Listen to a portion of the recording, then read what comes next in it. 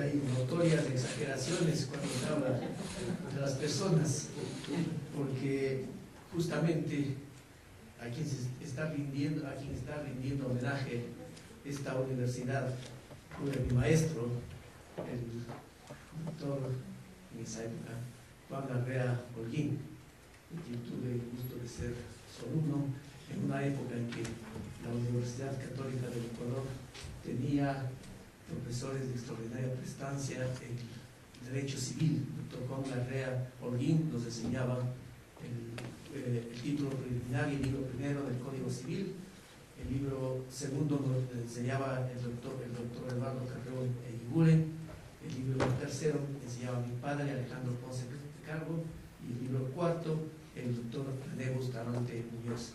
Es una época histórica dentro de la Universidad Católica, se clase de profesor. Así es que si algo impresionado a René es posiblemente porque tuve esos profesores.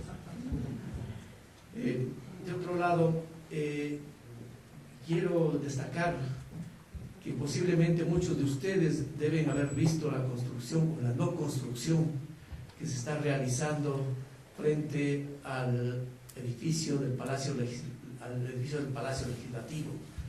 Ayer vi la foto de lo que existe actualmente en ese sitio. Está lleno de hierba, especialmente el quicuyo, lo cual refleja una historia del año 63 en que los quipuyos gobernaban el país. No sé si ustedes jóvenes saben quiénes eran los quipuyos. Eran los economistas que invadían por todo lado. Entonces hoy retornamos a eso.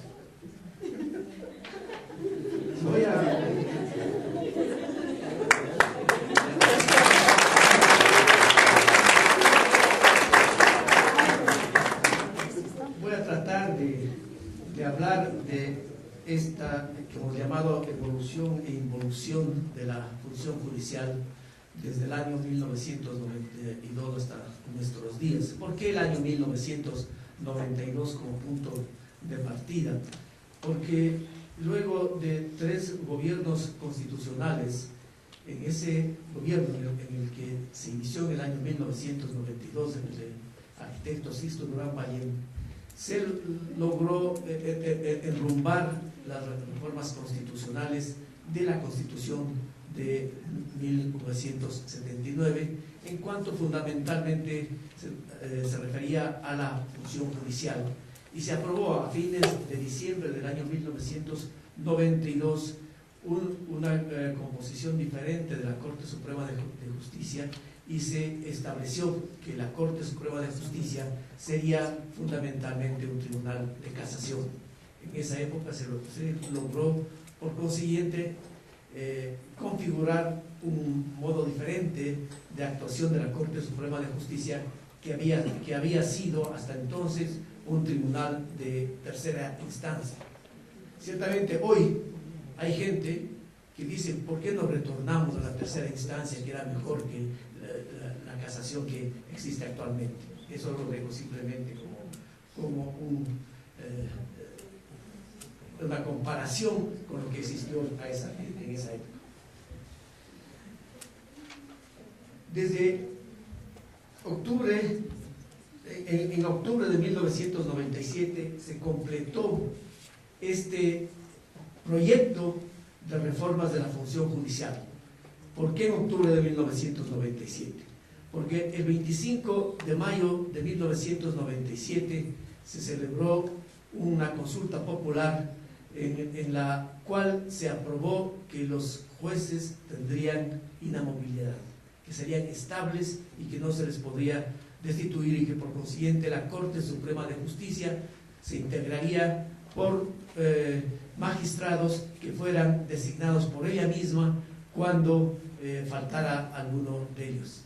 Ese sistema que se estableció como consecuencia de la consulta popular del 25 de mayo de 1997 funcionó adecuadamente, funcionó exitosamente, diría yo, desde 1997 hasta el 8 de diciembre de 2004, en que el Congreso Nacional decidió destituir en confabulación con el entonces presidente de la República, Lucio Gutiérrez, a la Corte Suprema de Justicia.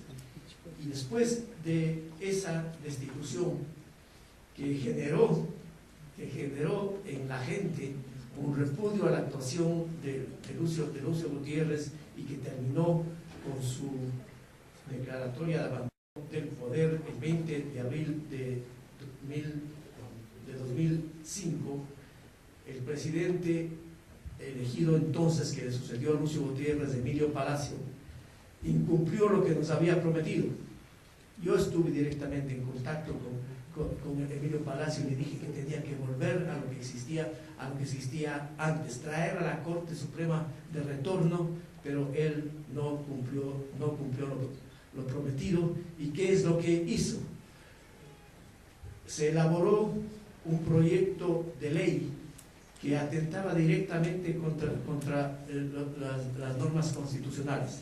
Era la ley número 1 del año 2005, en el cual se estableció un sistema totalmente inapropiado para la selección de jueces de la Corte Suprema de Justicia. Se inventaron un sistema de calificación por un comité especial ad hoc, designado en una forma extraña, presidido por quien fue un funcionario de la dictadura militar iniciada en el año 1975, y que se negó a acatar ese comité las acciones de amparo que se habían propuesto en contra de las decisiones de ese comité. No se dieron trámite a 181 acciones de amparo, porque este presidente de ese comité dispuso a los presidentes de las Cortes Superiores del país que instruyeran a sus subordinados que no aceptaran acciones de amparo. De allí surgió lo que se denominó la segunda Corte Suprema de facto, porque la primera fue la que tuvo un nombre más brillante de primera Corte Suprema de facto, pues era más interesante llamarle Pichicorte, porque el presidente de esa corte tenía ese apodo que se extendió a todos los integrantes de esa corte. Entonces se designó esta segunda corte, que tuvo el destino que veremos más adelante. El proceso electoral del año 2006 concluyó con la designación en elecciones de lo que el presidente León Febres Cordero pronosticó que iba a ser, que se iba a designar a un dictador mediante elecciones. ¿Por qué? Porque desde la promoción del actual jefe del Estado decidió no presentar candidatos al Congreso Nacional. ¿Qué es lo que ocurrió después? Eso ya lo conocen ustedes más directamente.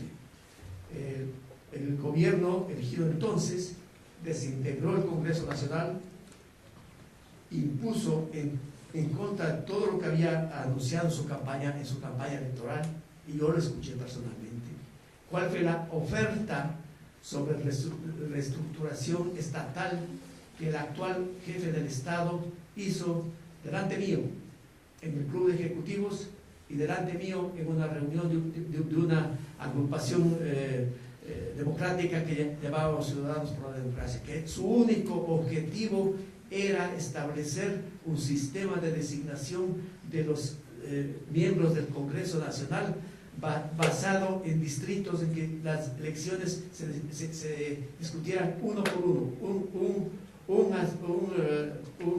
legislador por un distrito elegido por mayoría absoluta de votos o elegido en 2 vueltas. Esa fue la oferta que yo le escuché personalmente al actual jefe del Estado en estas 2 intervenciones durante su campaña electoral. Pero ¿qué es lo que hizo?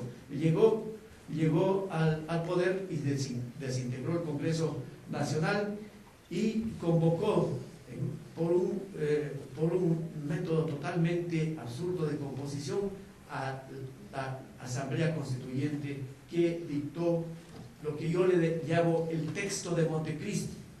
¿Por qué le llamo el texto de Montecristi? No solo porque se dictó allí, sino porque no fue aprobado por mayoría absoluta de votantes cuando fue sometido al referéndum ratificatorio.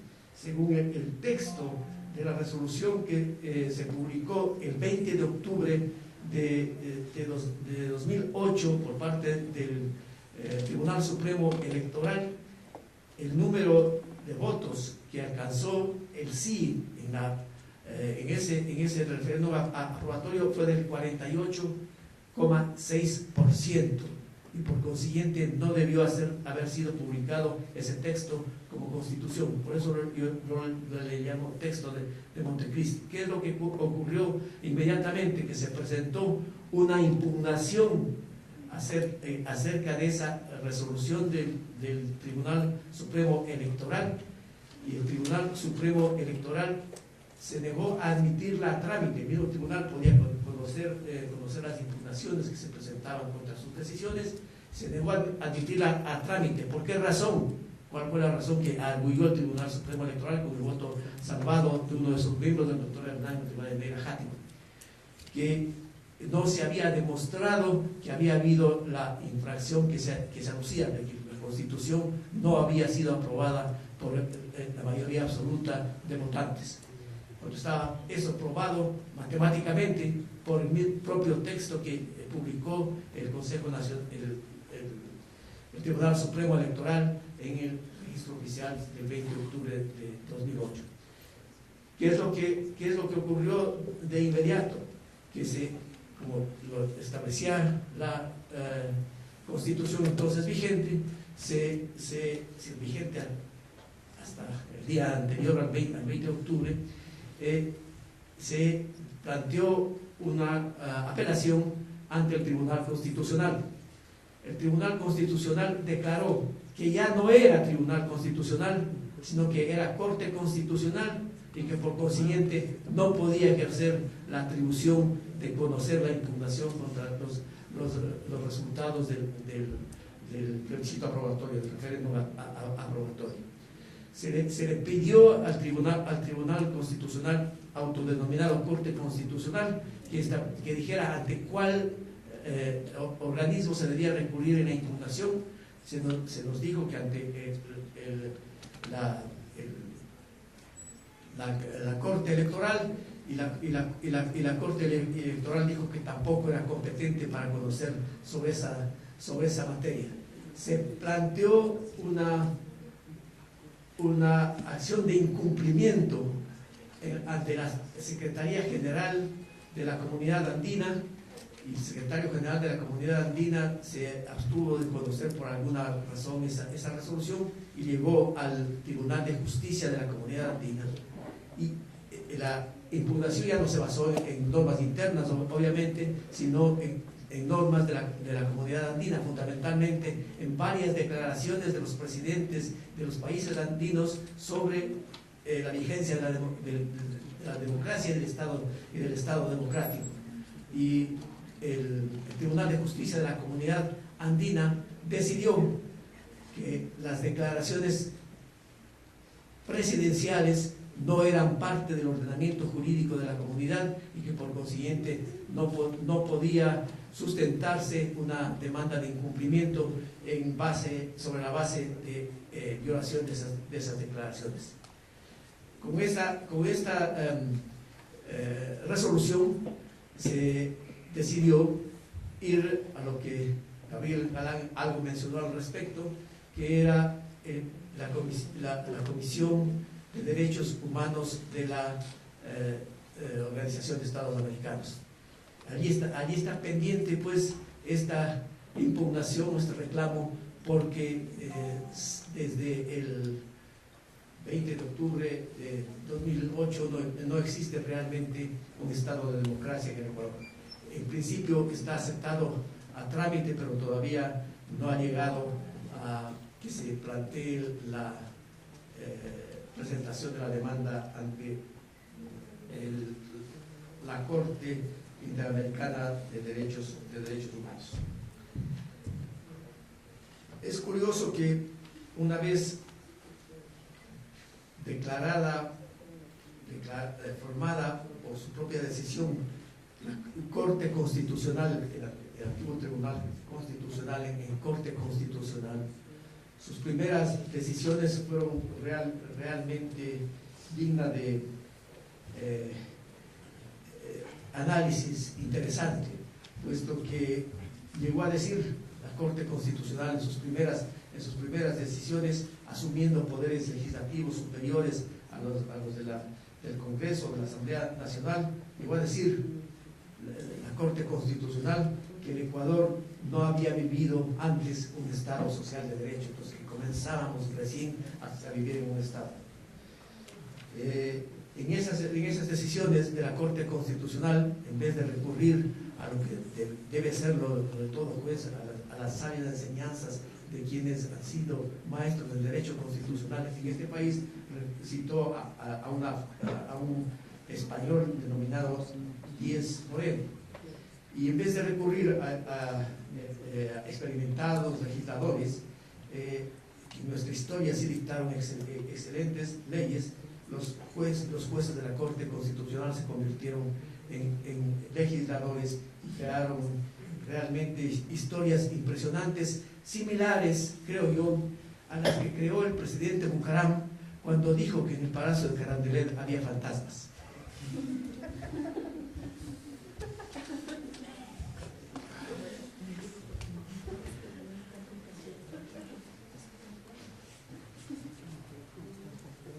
¿Cuál fue el esquema que se creó como consecuencia de la publicación del texto de Montecristi y de su apéndice denominado régimen de transición? Por un lado, la Corte Suprema de Justicia, que se denominó en el texto de Montecristi como Corte Nacional de Justicia, debía convertirse en Corte Nacional de Justicia por un mecanismo sui generis, que era el sorteo entre los 31 ministros jueces que conformaban la Corte Suprema de Justicia, para que queden los 21 jueces, porque no se atrevieron a llamarse ministros jueces de las Cortes en el texto de Montecristi, para que queden 21 jueces de la Corte Nacional de Justicia.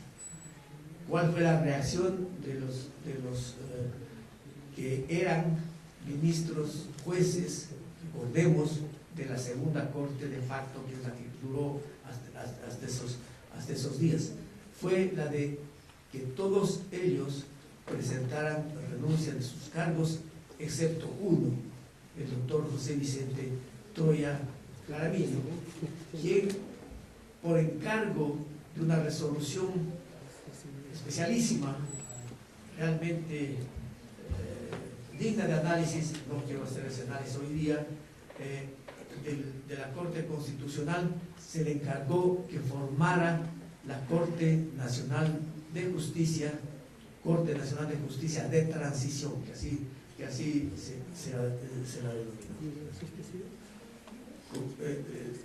Así surgió pues una corte conformada de 8 salas entre 21 jueces de la Corte Nacional de Justicia. Junto a eso se había creado un Consejo de la Judicatura en el texto de Montecristi, que debía ser un órgano que debía ser meramente administrativo, y que ya veremos cómo, como consecuencia de otra acción del jefe del Estado, se convirtió realmente en un ente de control realmente peligroso, tanto para los jueces como para los ciudadanos.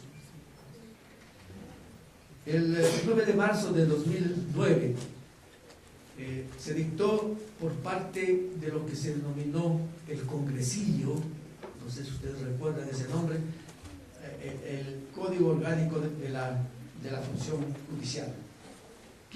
¿A qué se llamó el congresillo? Como les decía, en el texto de Montecristi hubo el régimen de transición. En el régimen de transición se dispuso que el periodo de los diputados principales y suplentes elegidos el 15 de octubre de 2006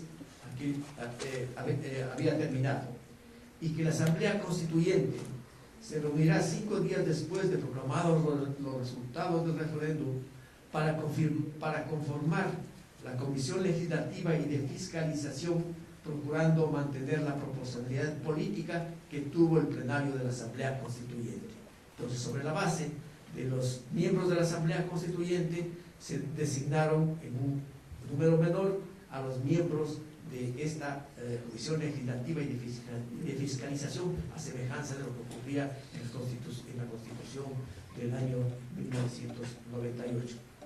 A este sui generis poder legislativo, los periodistas y el voz popular le denominó congresillo, y creo que ese nombre es importante tenerlo en cuenta, porque ciertamente vale la pena recordar lo pintoresco de nuestra historia. Un paso porque me acordé de este momento.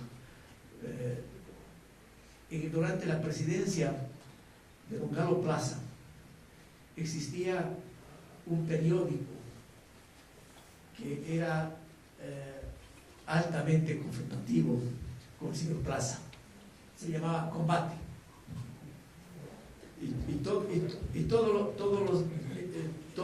Todos los días aparecían comentarios contra el gobierno de Galo Plaza. Y algún día dejó de aparecer Combate. Y el presidente Plaza le preguntó a su secretario: ¿sabe usted qué pasó con Combate? ¿Por qué no salió hoy día? Le dice: señor presidente, sabe que los editores del Combate se han quedado sin dinero y ya no pueden publicar el Combate. Establezca en el presupuesto del Estado una asignación para que siga apareciendo Combate. Eso simplemente para que vean cómo en el periodo democrático se trataba a la prensa.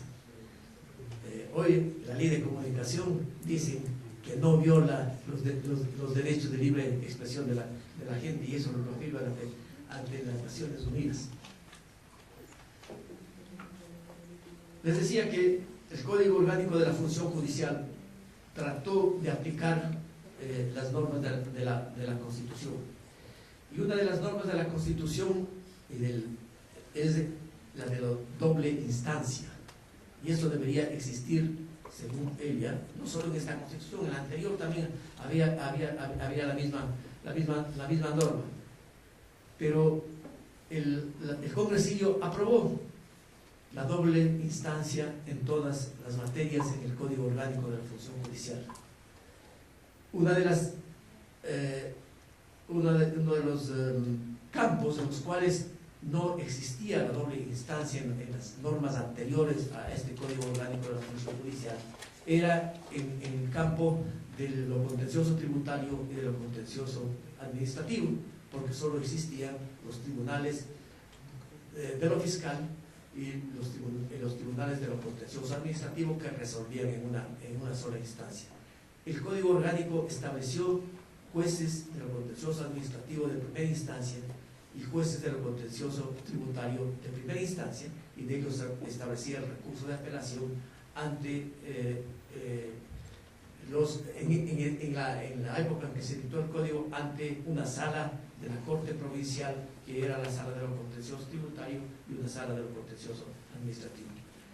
El jefe del Estado objetó en esa parte y en muchas otras el contenido del Código Orgánico de la Función Judicial. Pero curiosamente, en esta parte de la objeción contra la existencia de la doble instancia en materia contenciosa tributaria y contencioso administrativo, dijo que eso significaba alargar los procedimientos en perjuicio del Estado, como si el Estado fuera fuera el interesado en que se resolvieran las causas de lo contencioso administrativo. A quien le interesa que se resuelvan prontamente los asuntos contenciosos tributarios y contenciosos administrativos es al ciudadano que ha recurrido a esas instancias. Como era de esperar, el congresillo se allanó la objeción presidencial, y por eso tenemos hasta hoy que no existe en esa área de lo contencioso administrativo, del contencioso tributario, doble instancia. Y peor aún, existe la acumulación impresionante de causas en los tribunales, sobre todo de lo contencioso administrativo, porque tienen, aparentemente, es mi impresión, no lo he comprobado, pero las apariencias comprueban eso, tienen la orden de no dictar sentencias en los casos contenciosos administrativos, y si las dictan, tienen que ser favorables al Estado. Es uno de los graves defectos que contuvo el Código Orgánico de la Función Judicial y que se lo mantiene hasta ahora, en violación ciertamente de la Convención Americana de Derechos Humanos, también de lo previsto en la Constitución del 98 y en el artículo 76, numeral 7, literal M del texto de Montecristi.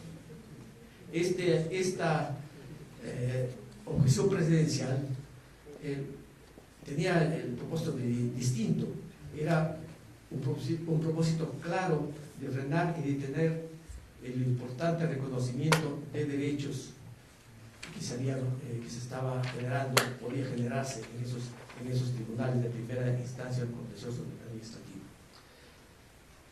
Este objetivo de atentar contra los derechos de los ciudadanos frente al Estado ha llegado a casos realmente impresionantes, como ocurrió en la destitución de dos distinguidísimos jueces designados de la Corte Nacional de Justicia, que eran los doctores José Swin y Gustavo Durango, que se produjo cuando ellos dictaron una sentencia extremadamente justa en favor, y no solo justa, sino enteramente legal, en favor de una compañía que maneja el producto de crudos pesados, en contra del Servicio de Rentas Internas, aceptando un recurso de casación que se interpuso contra una sentencia del Tribunal de lo Contencioso Tributario,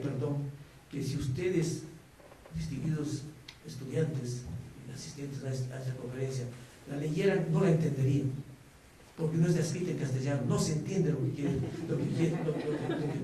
quieren decir esos jueces del Tribunal Contencioso Tributario. A estos dos jueces se los suspendió apenas se supo la sentencia, a pedido del SRI, y luego de un procedimiento que no se les garantizó el derecho de defensa, se los destituyó, y concomitantemente con eso se planteó una acción extraordinaria de protección ante la Corte Constitucional, que terminó también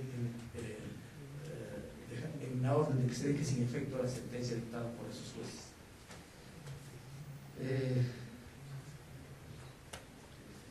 El 7 de mayo de 2011 se realizó una consulta popular propuesta por el jefe del Estado, en que nos hicieron una cantidad de preguntas, desde la pena privativa, la prisión preventiva, hasta si debíamos estar de acuerdo con las peleas de gallos o con los toros. Pero una de las preguntas que contuvo esa consulta popular fue una muy extensa sobre una reforma judicial en el texto del texto de Montecristi y las normas del Código Orgánico de la Función Judicial. Se dice que los resultados reales de dicha consulta fueron manipulados por el Consejo Nacional Electoral para dar la sensación de que el jefe del Estado tenía todavía el soporte de buena parte de los ciudadanos. Lo real parece ser que la mayor parte de las preguntas, la respuesta fue no de la gente. Sin embargo, manipularon para que se considerara que había mayoría a favor de una respuesta sí. De otro lado, parece, y esto ha sido una información que recientemente he obtenido, que en quienes dirigieron la campaña por la posición negativa en ese plebiscito, hubo gente que incitó a que la campaña no se le basara en una oposición a los textos que estaban propuestos en esa reforma, sino que la campaña se basara en una oposición directa contra el jefe del Estado, y aparentemente por eso puede haberse dado también una contradicción en los resultados finales.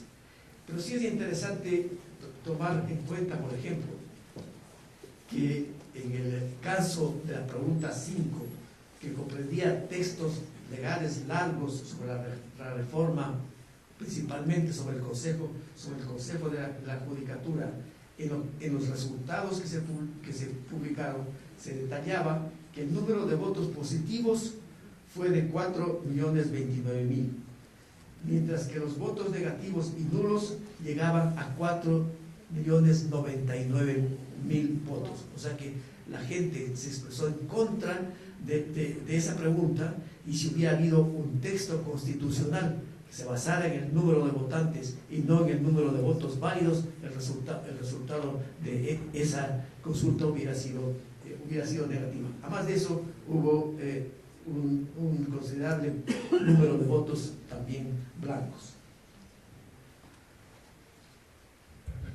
En el Código Orgánico de la Función Judicial se incluyó dos normas que son realmente contrarias a la técnica jurídica, y aunque significa una adecuada distribución de la jurisdicción en varias competencias. Se otorgó a los jueces de los tribunales de lo contencioso administrativo la facultad de conocer y resolver juicios civiles entre particulares, cuando se les dio la posibilidad de resolver sobre conflictos de propiedad intelectual, que está contemplado en la norma pertinente de lo que es ahora de competencia de los tribunales contencioso administrativos.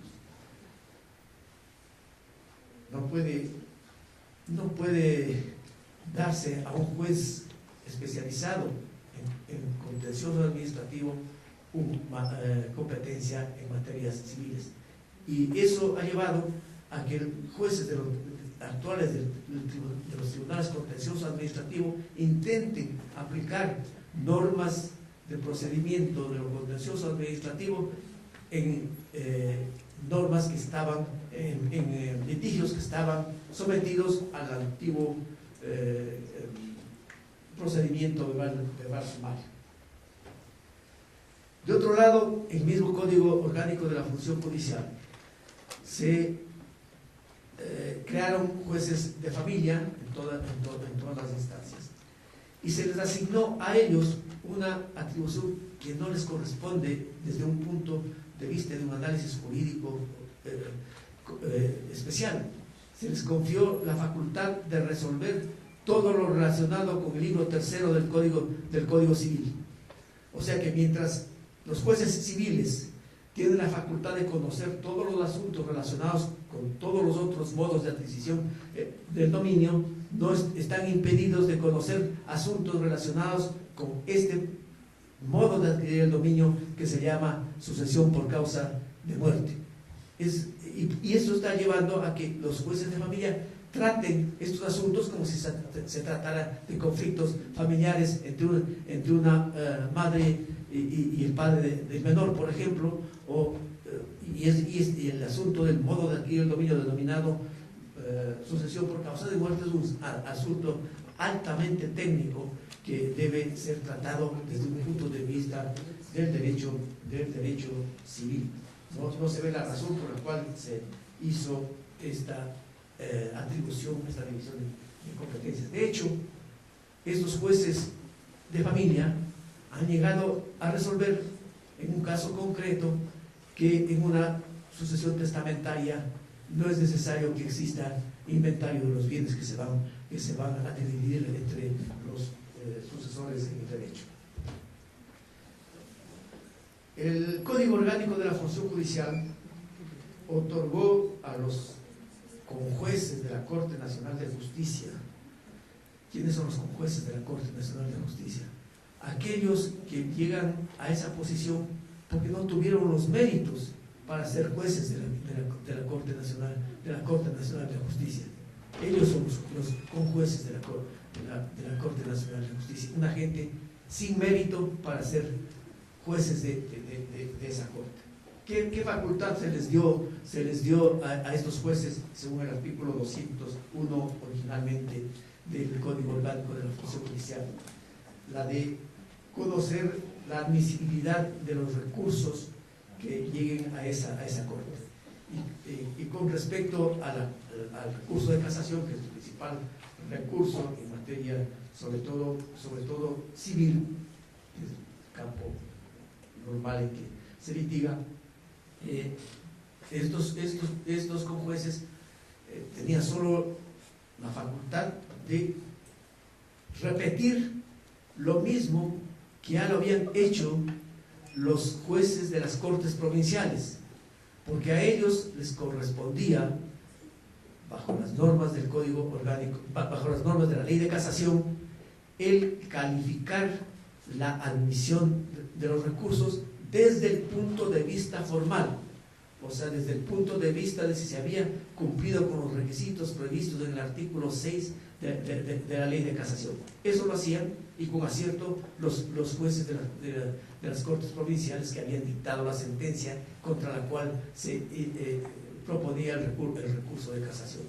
Se impuso en este Código Orgánico de la Función Judicial un segundo mecanismo de admisión en la Corte Nacional de Justicia, lo que después derivó en que en la actualidad, como más adelante analizaré, sea un solo conjuez el que ahora se pronuncie sobre la admisibilidad de los recursos de casación. Ya veremos cuál es el efecto que se está produciendo como consecuencia de esta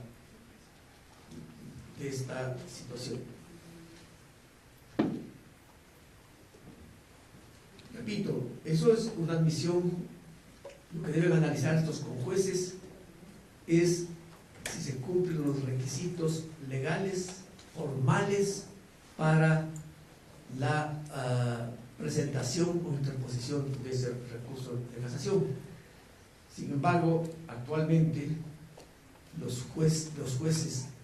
conjueces de la Corte Nacional de Justicia están yendo mucho más allá y están analizando el fondo de los recursos, y su criterio bastante generalizado es el de no admitir recursos de casación.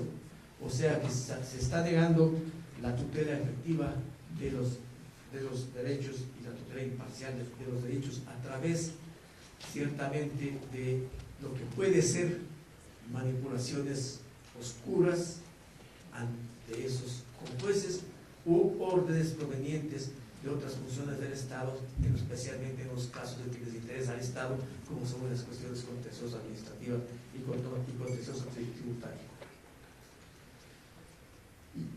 Y estas decisiones de los conjueces de la Corte Nacional se están produciendo a pesar de que el Pleno de la Corte Nacional de Justicia, en su resolución número 6 de 25 de mayo de 2015, expresó que lo establecido en una reforma que la vamos a analizar de inmediato se refiere exclusivamente al análisis formal. Eso lo ha resuelto el Pleno de la Corte Constitucional, pero estos conjueces que no tenían los méritos para ser jueces de la Corte Constitucional están resolviendo